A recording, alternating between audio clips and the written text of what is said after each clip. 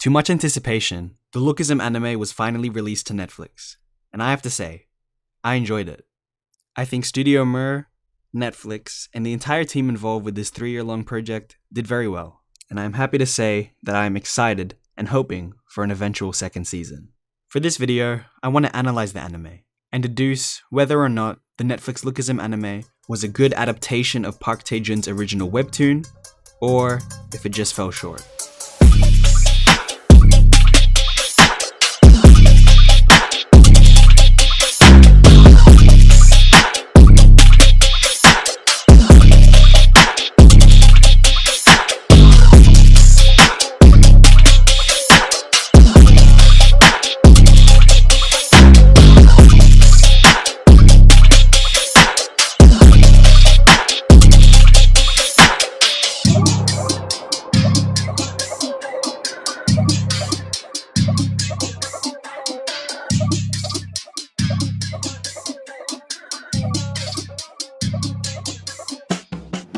Firstly, for the sake of this video, I have to explain that I will be referring to these characters by the names that the original English webtoon translations translated these characters' names as.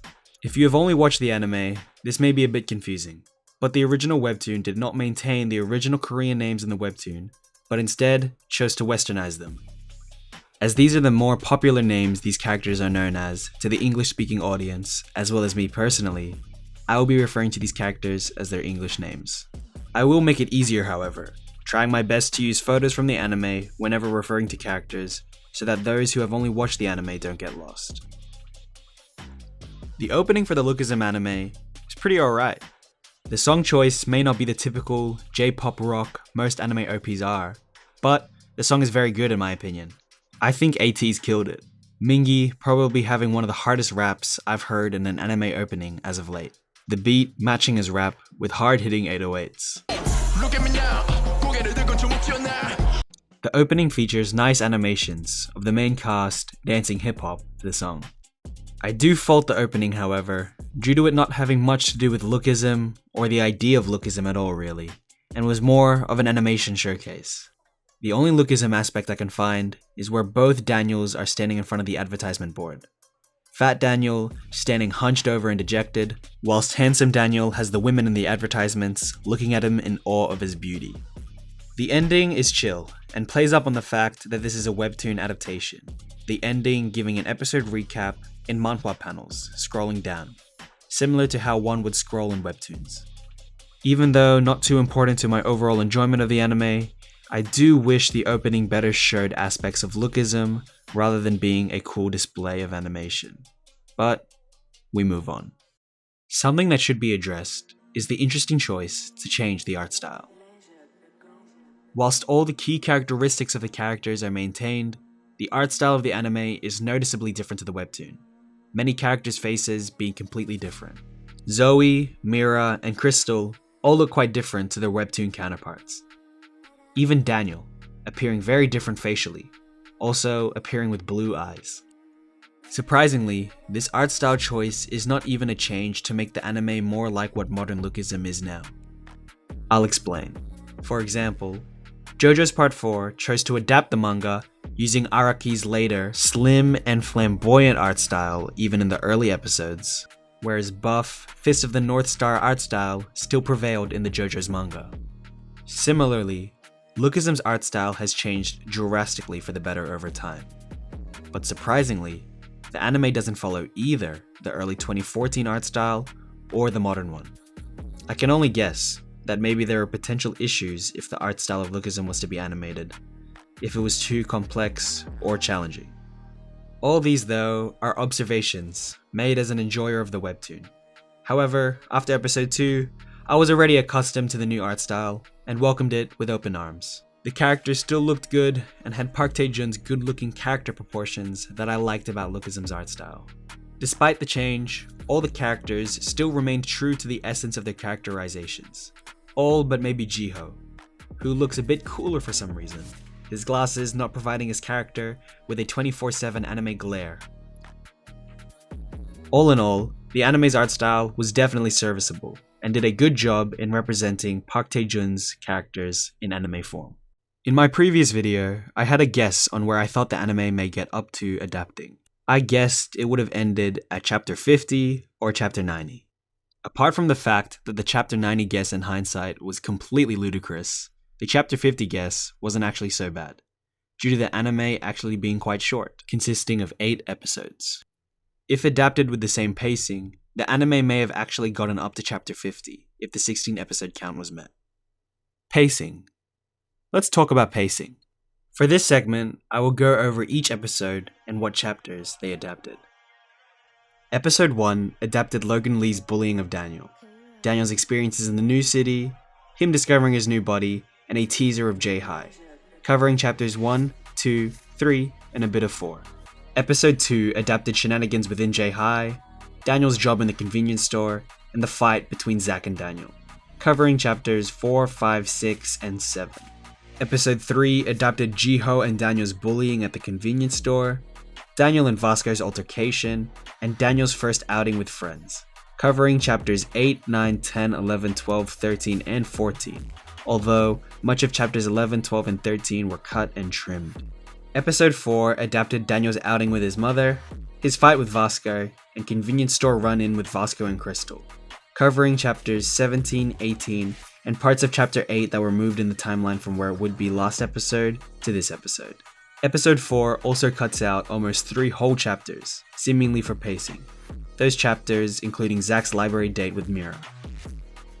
Episode 5 adapted one of my favorite Lookism stories that I talked about in my previous video, the Daniel is poor and has no drip storyline, as well as Duke having added scenes. It covered chapters 19 and 20. Episode 6 adapted much of the Duke and Vinjin story, and how Duke eventually warms up to Daniel. It covered chapters 21 and 22. Episode 7 adapted Daniel and Duke's main story together as they prepare for the performance, a lot of which being anime-only scenes. It adapted chapter 23. The last episode adapted the school festival, including Daniel and Vasco's fight with Gun, and Duke and Daniel's performance. Sadly, this episode cut out a lot of the festival, including the fashion show and the charity date auction. Again, like Zach's date with Mira, a bit of the fun of Lookism. This episode adapted chapters 24, 25, 26, and 27. This episode also contained a lot of added anime-only scenes as foreshadowing towards a second season and the future big plot elements of the next chapters. This included Crystal's second body, and the introduction of K-pop star DG. All in all, the pacing for Lookism for me never felt slow or dragged out at all, but instead was a very well-paced anime that was concise in adapting the main plot points of the webtoon. 24 chapters in 8 episodes brings the average chapter per episode count to 3, which is very close to my original guess of 50 chapters in 16 episodes. Whilst a few storylines were lost along the way, nothing of note towards the bigger plot was lost, which is very much appreciated. I am glad they took their time and adapted the Daniel has no drip storyline chapter in episode 5 to the extent they did, giving Namsu a bit more story and Jay a bit more love in the episode, fusing the storyline with Duke's to give Jay a bit more reason as to why he would help Daniel in this situation. Duke was definitely a character that was the focus of the anime, shown as almost the second lead in the anime poster for Netflix, which I will talk about later in the video about how that change affected the direction of the anime as a whole. The fight scenes. The fight scenes in the anime were well done. Zach vs. Daniel was a fun high school brawl that had some well-animated cut-in scenes mixed into the simplistic fight. Although quite simple, the anime certainly conveyed the elements of the fight I'm sure Park TaeJoon wanted to convey. A fight between someone who knows how to fight against a person who doesn't know or want to fight at all. The inner monologue of Fat Daniel, describing how scared he is of the whole ordeal, is funny and well executed towards the comedic nature of the fight as a whole.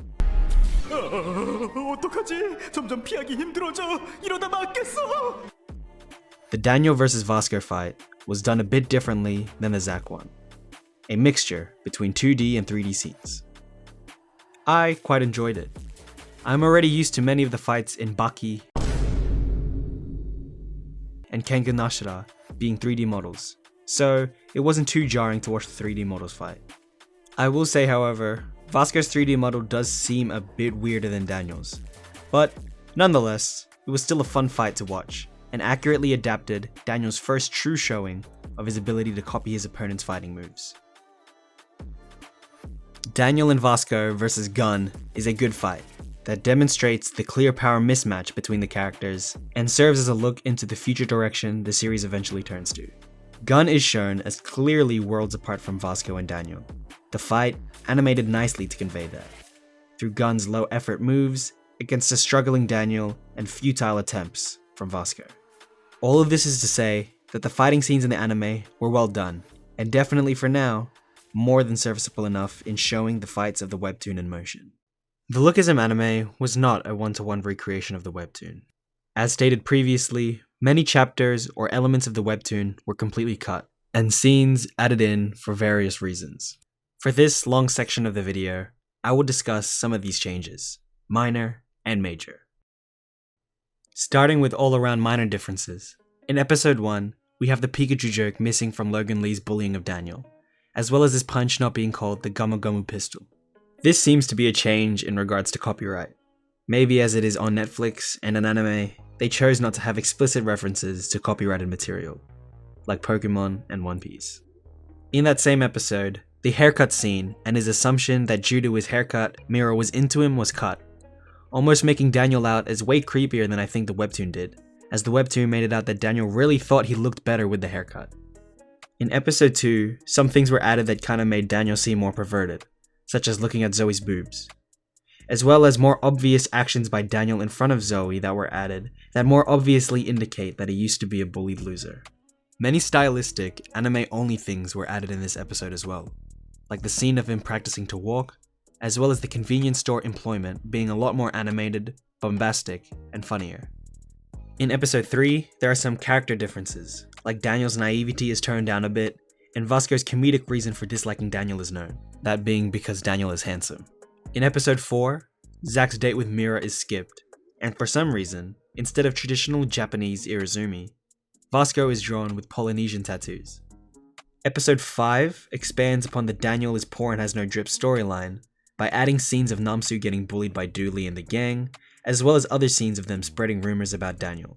This episode mixes that story with scenes of Duke being bullied and Daniel helping, all culminating in Jay helping Daniel upgrade his wardrobe, which funnily enough, somewhat weakens the fan headcanon theory of Jay being gay for Daniel. In episode 6, we can actually hear the raps that Vinjin and Duke do, making the anime a lot more musical, something I will get onto later. In episode 7, Jiho isn't shown faking to be a smoker, and the scene with Fat Daniel, Duke, and Jiho is extended. And lastly, episode 8 has a lot of changes, most of it in regards to missing content from the festival, such as the fashion show and charity date auction being cut. This change weirdly makes Crystal seem a lot harsher to Daniel, or at least makes it not Daniel's fault at all that Crystal doesn't like him. This is due to the anime not adapting Daniel's attitude in the charity date auction, where he dreads the idea of the rich, ugly girl winning and rejoices when Crystal wins instead, going up to her after she wins the auction saying thank you as the other girl almost won. In the webtoon, this was made to show that handsome Daniel had inadvertently become a lot more conceited, Crystal rightfully claiming that he is looking down on others because he is handsome, Daniel having a chance to reflect on himself and his changed mindset. Whilst not completely destroying Crystal's character, or the dynamic in their relationship, I do prefer the way it is in the webtoon, as Crystal is a lot more justified in disliking handsome Daniel. Most of these changes aren't at all detrimental to the story. The most egregious of them, just changing a bit of the characterizations and relationships of the characters, by making them more fleshed out, or by removing certain aspects that add to the intricacies of the character. Another small but welcome change throughout the anime that I thought I should mention is the choice to not censor many of the brands. Like many Korean webtoons, Lookism followed the same procedure that Korean media choose to censor their logos, like erasing or adding to the logo to change it without losing the intent of what the brand they are supposed to be wearing is. They did that and also censored the names when the characters talked about the brand. Whereas in the anime, logos were shown in their entirety. Supreme, Nike, and CDG are all shown, also choosing to let the characters actually say the brand names instead of it being censored. Only in a few instances with Jordan and Off-White are the logos altered, but other than that, I quite enjoyed the uncensored logos in the anime, due to making the clothes look more real and stylish. Now, for the biggest change, which is quite important towards evaluating the adaptation of the webtoon, is the focus on Duke and the climax of the story being the concert at the end. More focus towards Duke is definitely the biggest change in the anime. The writers probably working out the pacing of the story, realizing that it would end around the festival, and deciding that the Duke story was a good fit for an overall story for the anime to end its first season on. This focus can be seen in multiple smaller changes throughout many of the episodes where Duke scenes are added. Scenes where he is bullied by Vinjin, purged by Daniel, or gets the audience to know more about Duke. This does take time away from other characters and storylines, like Eli for example, not speaking until episode 8. The climax of the anime, being the concert, is also foreshadowed in the first episode, with the added scene of Daniel singing, something that was not hinted to the readers at the start of the webtoon. This begs the question of why.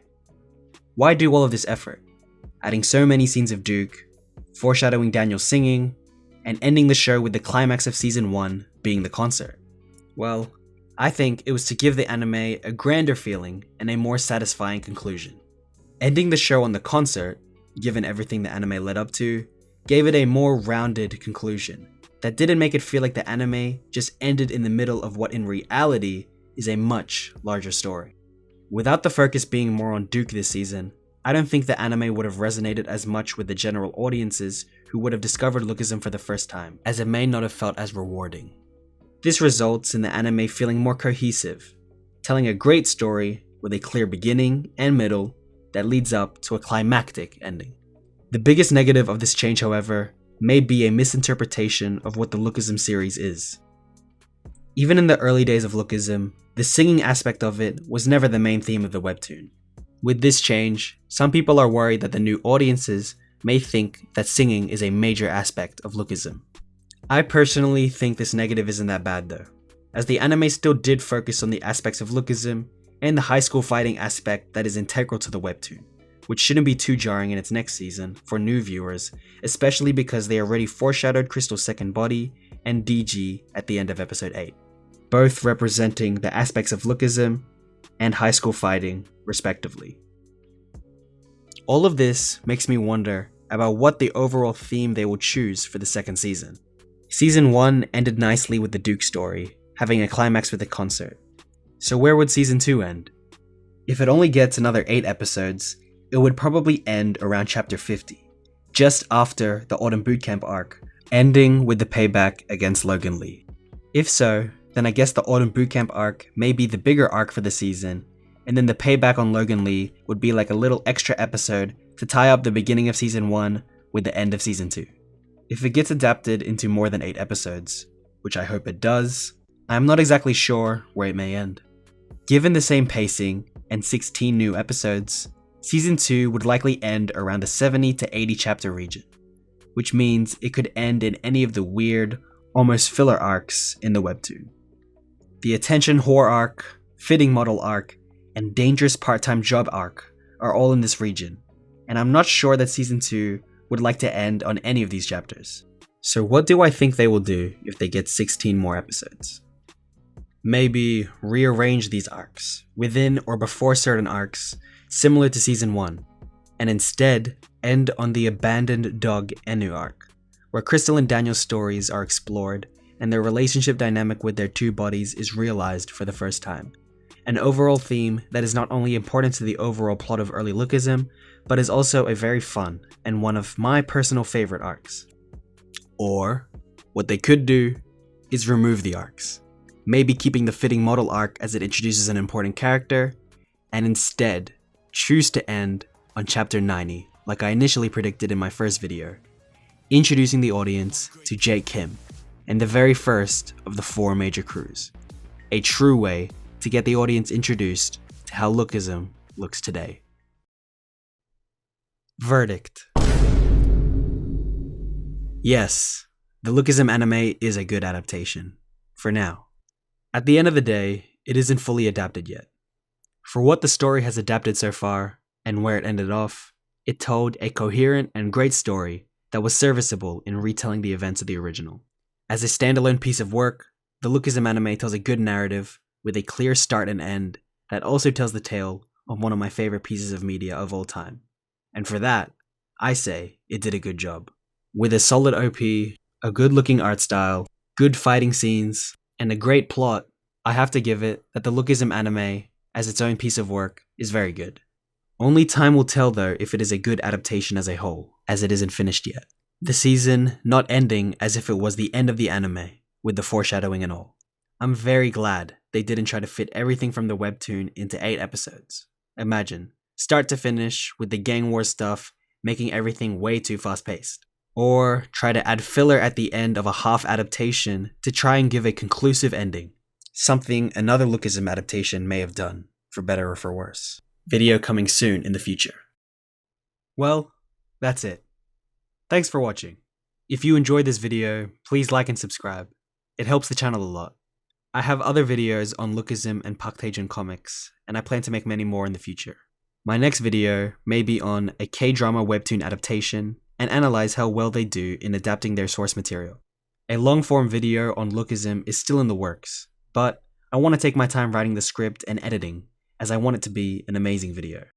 Looking at the YouTube poll that I put out, a majority of the people who voted either loved or liked the anime, only around 1% saying that it was bad.